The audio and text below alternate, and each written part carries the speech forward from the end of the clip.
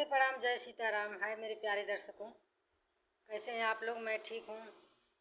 देखिए, मेरी तबीयत ठीक नहीं चल रही है इस समय। मुझे बुखार हो गया है और पेट में दर्द हो रहा है, दस्त हो रहा है।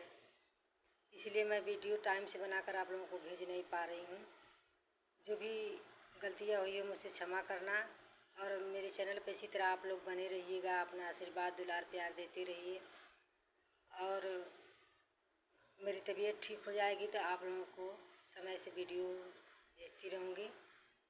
और देखिए, तब तक के लिए एक दो कड़ी का आप लोगों को गज़ल सुनाने जा रही हूँ। उस गज़ल में जो भी त्रुटियाँ होगी आप लोग क्षमा कीजिएगा। एगो गांव में एगो बाप बेटा बाड़न लोगन, तो उनका लड़का बहुत घूमत बाड़ा, पढ़ाई लिखाई अच्छा से ना करत बाड़ा।